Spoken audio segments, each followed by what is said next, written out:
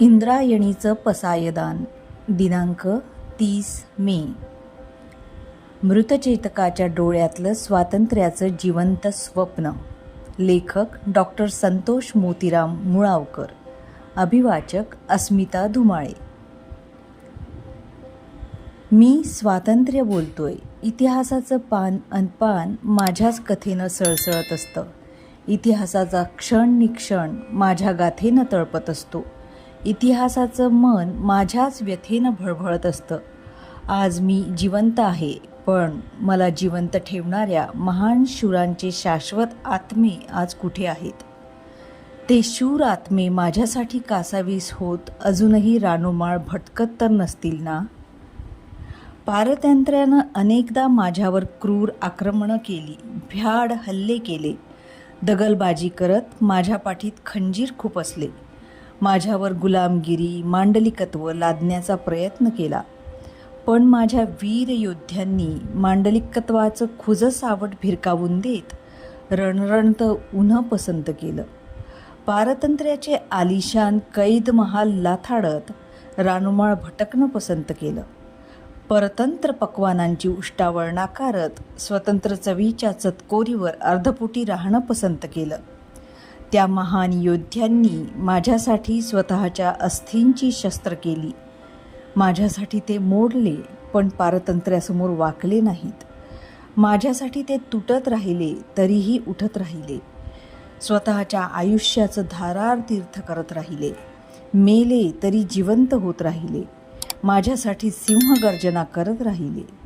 त्या महावीरांची सिंहगर्जना ऐकून सिंहसुद्धा स्तिमित व्हायचे.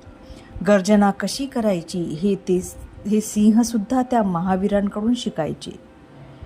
माझ्या कानात अजूनही महाराणा प्रतापाची ती सिंहगर्जना गुंजते आहे. तो नरसिंह विद्युल्लतेसारखा कडाडला होता. तलवारीच्या खणखणाटासारखा गरजला होता. माझं चितोड अकबराकडून परत घेतल्याशिवाय कुठल्याही ऐश्वर्याला स्पर्श करणार नाही. या सिंहगर्जनेमुळं अकबरसुद्धा हादरला. अकबरानं आक्रमणाची सज्जता केली, तर महाराणा प्रतापानं पराक्रमाची सज्जता केली. अकबराचं सैन्य मांडलिक, मानसिंग व विलासी शहजादा सलीम यांच्या गुलामीत उद्दाम चाल करत येत होतं, तर महाराणा प्रतापाचा प्रत्येक सैनिक पेटलेल्या धगधगत्या यज्ञकुंडासारखा आगेकूच करत होता. स्वतःच्या आहुतीसाठी सज्ज होत होता. तेजाला जळण्याचं, राख होण्याचं भय नसतं. तेजाच्या स्वार्थानं राखसुद्धा पेटून उठत असते. महाराणा प्रतापाच्या या तेजस्वी सैन्यात एक महातेजस्वी सैनिक होता. सगळ्यांपेक्षा तो वेगळा होता. तो घोडा होता. महाराणा प्रतापाचा घोडा होता. चेतक त्याचं नाव. चेतक महाराणा प्रतापाचा जीव की प्राण होता. तो महाराणा प्रतापाच्या सुखदुःखांचा सख्खा सोबती होता. महाराणा प्रताप हेच चेतकाचं जग होतं. महाराणा प्रतापाच्या भाल्यातून चेतकच लढत असे.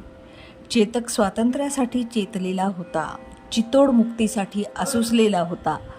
चेतकानं आपलं तन मन आणि निष्ठेचं धन, आपला धनी, स्वातंत्र्याचा स्वामी महाराणा प्रतापाच्या चरणी समर्पित केलं होतं. हल्दी घाटाच्या खिंडीत दोन्ही सैन्यांची समोरासमोर गाठ पडली. पारतंत्र्याच्या आक्रमणाविरुद्ध स्वातंत्र्यानं घनघोर युद्ध सुरू केलं. पारतंत्र्याच्या उद्दामपणाविरुद्ध स्वातंत्र्यानं आपले प्राण पणाला लावले.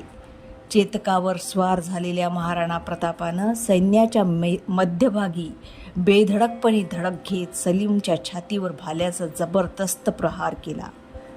पण सलीम बालंबाल बचावला. घनघोर रणकंदन झालं. महाराणा प्रताप व चेतक जखमांनी घायाळ झाले.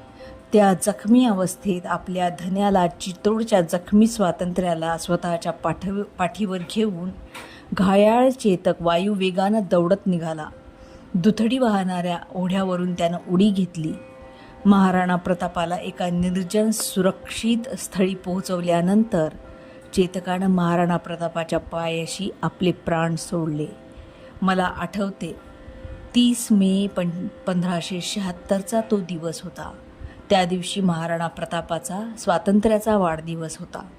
चेतकानं आपल्या धन्याच्या वाढदिवसाला आपल्या प्राणांची भेट दिली होती. मी अजूनही बघतोय त्या मृत चेतकाच्या डोळ्यातलं स्वातंत्र्याचं जिवंत स्वप्न आणि त्या स्वप्नातला चेतकाचा शेवटचा स्वतंत्र अश्रू.